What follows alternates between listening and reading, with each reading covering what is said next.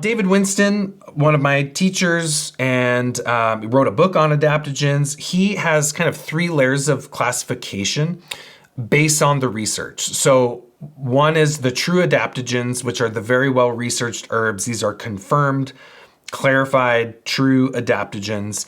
Then he has a class of herbs that are probable adaptogens. Like there's a pretty good chance they would meet all of the criteria. So they have a lot of the effects, but it's not fully confirmed by the research that typically is what actually states like this is definitely an adaptogen. And then there's herbs that are possible adaptogens, typically based off of traditional usage, but there may not be as much research on it to really back up that claim that it is an adaptogen. So those are kind of 3 layers of classification that can be helpful. It's also generally recommended not to just give 5, 6, 7 adaptogens. We kind of have this mode of thinking that if one's good, 5 must be better. If a little is great, a lot must be even better. It's kind of this mindset we tend to have.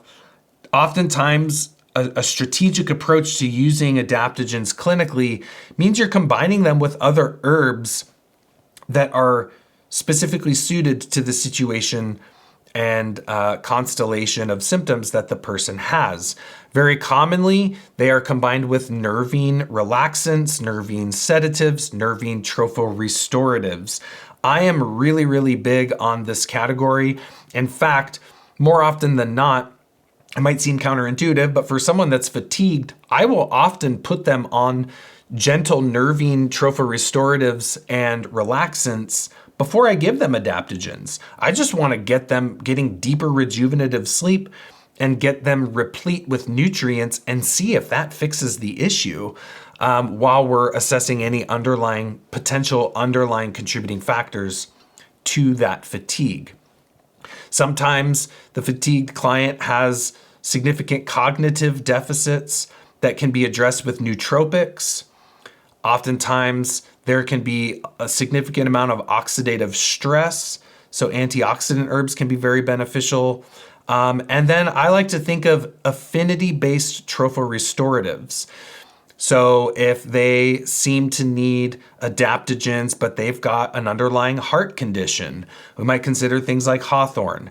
Maybe they have their nervous system is burned out, which honestly, I think nervous system burnout tends to happen before true endocrine burnout. No, not adrenal burnout, but endocrine burnout. It's a full cascade.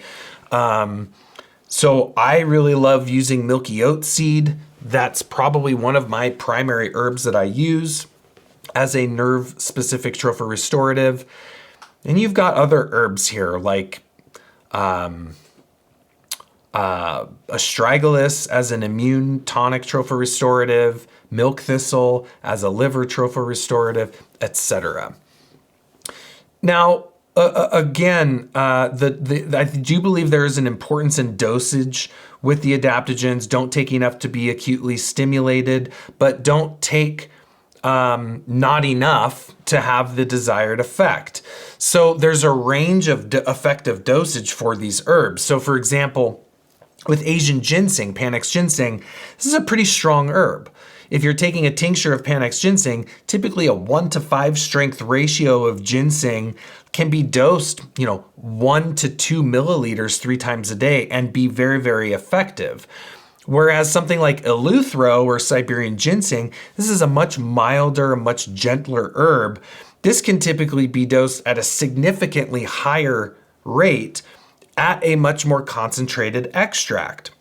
So a lot of eleuthero, for a standard tincture is made at 1 to 4 and is going to be dosed more at 5 mils 4 times a day.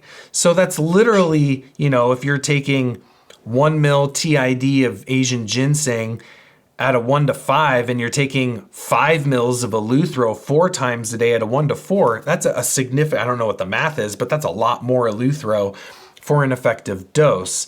Now, eleuthero is interesting because the original, which, eleuthero came into being really through the Russian experimentation and science done, and discovery really, or invention of the adaptogenic category. And those Russian extracts were very, very strong. This was a fluid extract, typically around 1:1. Some make it even stronger. You can see 2:1 extracts, 50:1 extracts, which is ridiculously strong. It seems many companies do more solid extract, so to speak, or more of a thicker extract at about a 2:1.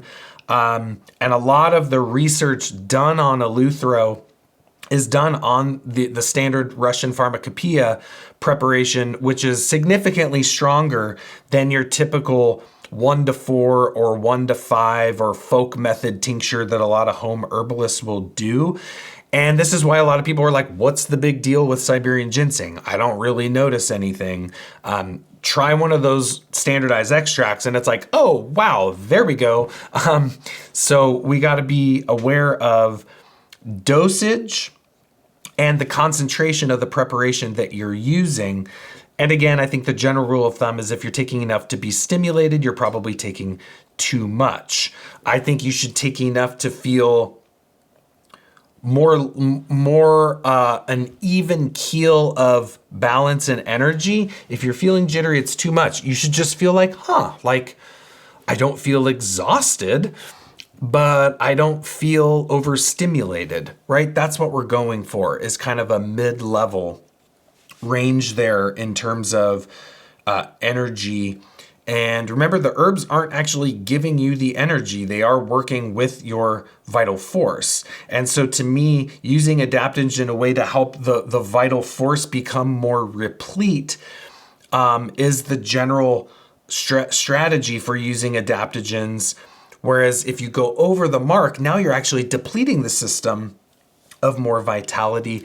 And I think it's important that this is coupled with lifestyle modification, dietary modification, and all that other stuff that I was mentioning.